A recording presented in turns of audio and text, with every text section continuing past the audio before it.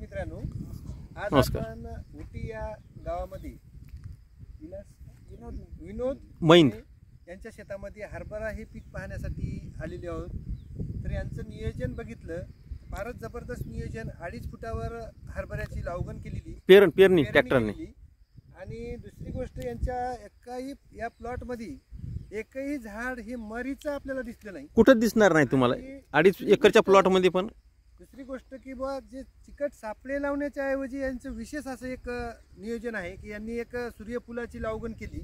यानं एकतर मधमाशांचं सुद्धा आकर्षण होत आहे आणि यांच्या फुलांचा आकार बघितला, त्याचबरोबर यांची घाट्यांची सिरीज बघितली आणि फुटव्याची सुद्धा सिरीज बघितली.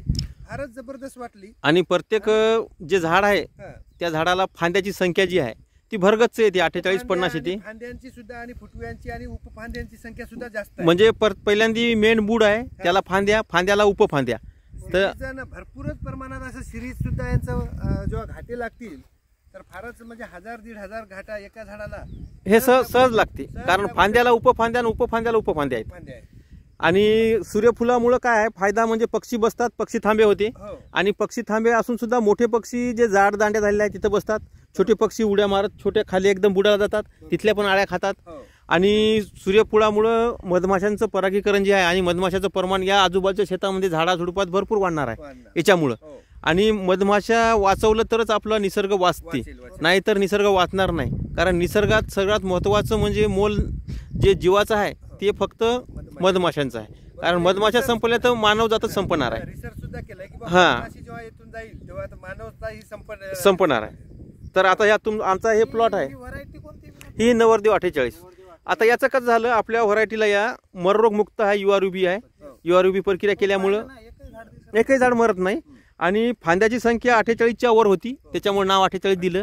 फक्त नवरदेव नाव याच्यामुळे दिलं की आता बरेच शेतकरी आहेत त्यांच्या मुलांचे लग्न वगैरे होत नाहीत, त्यांच्यामुळं काय आहे नवरदेव नाव दिलं मी. आणि दुसरी गोष्ट नवरदेव 48.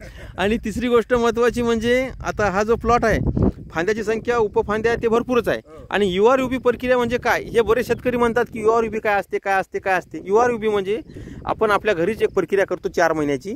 त्यामध्ये आपण हळद पावडर, गोमूत्र, गूळ आणि काही केमिकल याचा वापर करतो. आणि 4 महिने आपण ते बियाण्याला आणि जे टाक्या आता ड्रम ते 4 ठेवून देतो एका खोलीमध्ये 4 महिने पॅक. त्याच्यामध्ये काय होते, उत्पादन शक्ती 3 पट वाढते, रोगप्रतिकार शक्ती वाढते, बलवान बनते आणि उगवण शक्ती 100% होऊन जाते. त्याच्यामुळे URUB हे नाव दिलेलं आहे आपण. U म्हणजे उत्पादन शक्ती वाढवणे, R म्हणजे रोगप्रतिकार शक्ती वाढवणे आणि U म्हणजे जे आपली उगवण शक्ती आहे ती 100% होणे आणि B म्हणजे बलवान बनवणे. अशा प्रकारे आपण त्याला नाव दिलेलं आहे. आणि ती प्रक्रिया 4 महिने केल्याशिवाय आपण पेरायचंच नाही. का? कारण त्याचा एक दाणा जरी आपण जमिनीमध्ये टाकला तर त्यापासून आपल्याला 1000 दाणे, 1200-1500 म्हणजे घाटे तयार होते. तर एका घाट्यात आपल्याला दाणे कसे वाढवायचे हे आपल्या जमिनीच्या साठ्यानुसार असते. 2 दाणे किंवा व्हरायटीनुसार असते, किंवा त्या व्हरायटीमध्ये ते गुण आहे का 3 दाणे देण्याचा एका घाट्यात, 2 दाणे 1 दाणा. तर याला व्हरायटीला बुडाला 3-2 आणि शेंड्याला 1-1 अशा प्रकारे दाणे संख्या सुद्धा वाढते. त्यामुळे किती दाणे वाढतील, एका झाडाला किती ग्राम उत्पादन होईल हे सांगता येत नाही. तर आणि विशेष म्हणजे मररोग मुक्त व्हरायटी आहे. आणि URUB केल्यामुळे बऱ्याच शेतकऱ्यांना प्रश्न पडते URUB काय आहे, तर URUBचा हा अर्थ आहे.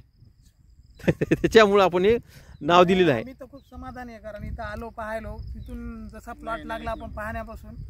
आता हे हिंगोली जिल्ह्यातले, हे तुमच्याच येत्यातले, बेलदरी, आम्ही साप्ती गावचे, चापनाथ गावचे. आता वेगवेगळ्या गावातून तुम्ही आली. आणि आता यांचा तर कॉन्टॅक्ट माझ्यासोबत 5-6 वर्षापासून आहे वाटते, नाही? आकाश सरांचा. तर ते शेतावर म्हणजे मागे आलते का तुम्ही? आली होती एकदा काहीतरी. नंतर महागावला भेट झाली, त्यांच्या शेतावर मी गेलतो. म्हणजे कसं शेतकऱ्यांना कसं एकमेका शेतावर जाणं, चर्चा करणं, पाहणं, म्हणजे आपल्याला काय उपलब्ध होते. म्हणजे आपण स्वतःला एकदम शहाणं नाही समजायचं. म्हणजे त्याच्या शेतावर जायचं, ते लहान आहे म्हणून किंवा छोटा शेतकरी आहे असं नाही. त्याच्यातून काय भेटते आपल्याला अभ्यास नवीन काहीतरी भेटते. आणि तो आपल्या शेताला म्हणजे त्याच्या चुका सुधारते, ते आपण आपल्या चुका सुधारायच्या. तर कोणी शेतकऱ्यांनी कधीच एकमेकाला कमी नाही समजायचं. एकमेका शेतावर जायचं, त्याचं विचारायचं काय केलं काय नाही. आता या प्लॉटला URUB केल्यामुळं फक्त एकदा DAPची एक गोणी पेरली. पुन्हा मी म्हटलं पुन्हा खत कमी पडू नये, कारण आपल्याला घाटाची संख्या भरपूर आहे, फांद्या भरपूर आहे, 1000-1500 घाटे भरले पाहिजे. पुन्हा एक गोणी DAPची पेरली.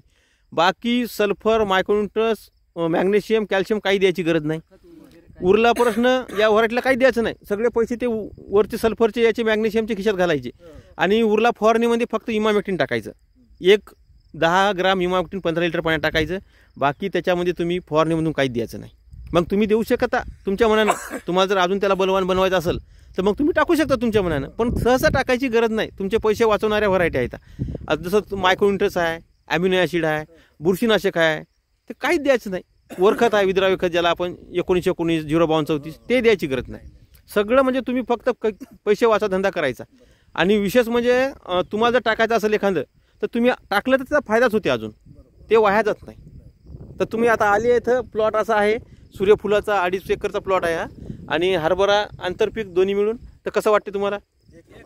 म्हणजे तुम्ही समाधानी झाले? हां. आणि सूर्यफूल आपल्या म्हणजे पूर्ण महाराष्ट्रामध्ये किती टक्क्यानं कमी झालं, तर या भागामध्ये कुठं सूर्यफूल नाही. तर हां, नाही चिकट सापळ्याची आवश्यकताच नाही. नाही हे कसं पिवळेपणामुळे आकर्षित होत, कीटक सापळे आकर्षित होते पूर्ण. आणि त्याच्यानंतर चिकट, याच्यामध्ये चिकटपणा असते, याला चिकटपणा असते, या पानाला चिकटपणा असते, ते बरोबर आकर्षित होते याच्यामुळं आणि मरतं त्याला अटकून. त्याच्यामुळे सूर्यफुलाचा फायदा आहे. आम्हाला तर एवढा आनंद झाला की प्रत्येक गोष्टीचं तुम्ही इथं विश्लेषण दाखवत आहात आणि त्या पद्धतीने सांगत आहात, आणि ती तिथं दिसत बी आहे, लाईव्ह मध्ये आहे ना, सगळं लाईव्ह मध्ये दिसत आहे. आणि छान व्हरायटी, आम्हाला व्हरायटीचं नाव सुद्धा आवडलं. ठीक आहे, धन्यवाद. धन्यवाद. ओके.